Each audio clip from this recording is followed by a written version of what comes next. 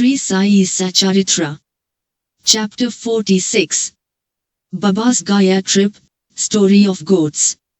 This chapter describes Shama's trip to Kashi, Prayag and Gaya and how Baba, in the form of his portrait, was there ahead of him. It also describes Baba's reminiscences of the past birth of two goats. Preliminary. Blessed, O Sai, are your feet, blessed is your remembrance and blessed is your darshana which frees us from the bond of karma. Though your form is invisible to us now, still if the devotees believe in you, they get living experiences from you. By an invisible and subtle thread you draw your devotees from far and near to your feet and embrace them like a kind and loving mother. The devotees do not know where you are, but you so skillfully pull the wires that they ultimately realize that you are at their back to help and support them. The intelligent, wise and learned folk fall into the pit of the samsara on account of their egoism, but you save, by your power, the poor, simple and devout persons. Inwardly and invisibly you play all the game, but show that you are not concerned with it. You do things and pose yourself as a non-doer. Nobody ever knows your life. The best course therefore for us is to surrender our body, speech and mind to your feet and always chant your name for destroying our sins. You fulfill the wishes of the devotees and to those who are without any desire you give bliss supreme. Chanting your sweet name is the easiest sadhan for devotees. By this sadhan, means, our sins, rajas and tamas qualities will vanish, the sattva qualities and righteousness will gain predominance and along with this, discrimination, dispassion and knowledge will follow. Then we shall abide in ourself and our Guru, who are one and the same. This is what is called complete surrender to the Guru. The only sure sign of this is that our mind gets calm and peaceful. The greatness of this surrender, devotion and knowledge is unique, for peace, non-attachment, fame and salvation etc., come in its train.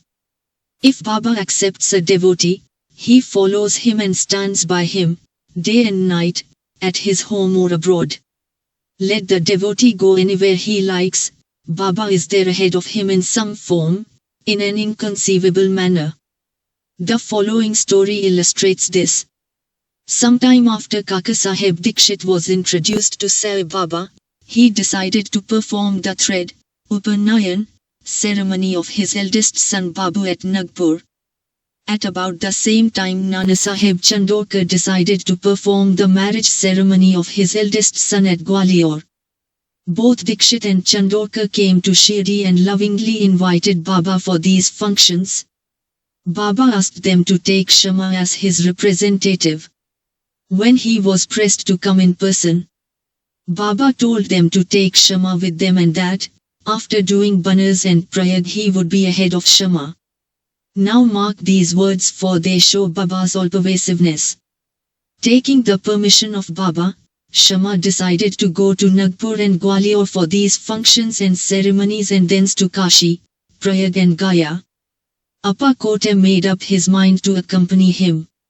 They both went first to Nagpur for the thread ceremony. Kaka Sahib Dikshit gave Shama 200 rupees for his expenses. Then they went to Gwalior for the marriage ceremony. There Nana Sahib Chandorkar gave Shama 100 rupees and his Vyahi, relation, Mr. Jadar gave him also 100 rupees. Then Shama went to Kashi, and then to Ayodhya where he was well received in Jadar's beautiful temple of Lakshmi Narayan at Kashi, Varanasi or Banaras, and in the Rama Mandir at Ayodhya by Jadar's manager. They, Shama and Kote, stayed for 21 days in Ayodhya and 2 months in Kashi, Banaras. Then they left for Gaya. In the train they felt a little uneasy on hearing that plague was prevailing in Gaya. At night they alighted at Gaya station and stayed in the Dharmashala. In the morning the Gayavala, the priest who arranges and provides for the lodging and boarding of the pilgrims, came there and said, "The pilgrims have already started, you better make haste." Shama casually asked him whether there was plague in Gaya. "No," said the Gayawala. "Please come without any fear or anxiety and see yourself." Then they went with him and stayed in his house, which was a big and commodious vada. Shama was pleased with the accommodation provided for him, but what pleased him most was the beautiful big portrait of Baba fixed in the central and front portion of the building. Seeing this portrait, Shama was overwhelmed with emotion. He remembered Baba's words, which, after doing Kashi and Prayag he would be ahead of Shama, and burst into tears. His hairs stood on end, his throat was choked and he began to sob. The Gayawala thought that he was afraid of plague prevailing there and therefore was crying. But Shama inquired of him whence he got Baba's portrait there. He replied that he had 200 or 300 agents working at Manmad and Punetam for looking to the convenience of the pilgrims to Gaya, and from them he heard about Baba's fame. Then about 12 years ago he went to Shirdi and took Baba's darshana. There he wanted Baba's portrait hung in Shama's house, and with Baba's permission Shama gave it to him. This was the same portrait. Shama then remembered this former incident. The Gayawala's joy knew no bounds when he learned that the same Shama who obliged him before was his guest then. Then they both exchanged love and service and were most delighted and happy. The Gayawala gave him a right royal welcome.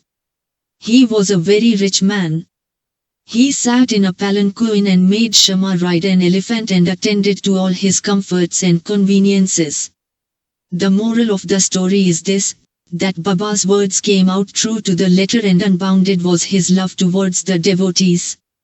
But leave this aside. He also loved all creatures equally, for he felt that he was one with them. The following story will illustrate this. 2 goats. Baba was once returning from Lendi, when he saw a flock of goats. 2 of them attracted his attention. He went to them, caressed and fondled them and bought them for 32 rupees. The devotees were surprised at this conduct of Baba. They thought that Baba was duped in this bargain, as the goats would fetch 2 rupees each, at the most 3 rupees or 4 each, i.e., 8 rupees for both. They began to take Baba to task for this, but Baba kept calm and cool. Shama and Tatya Kote asked Baba for an explanation.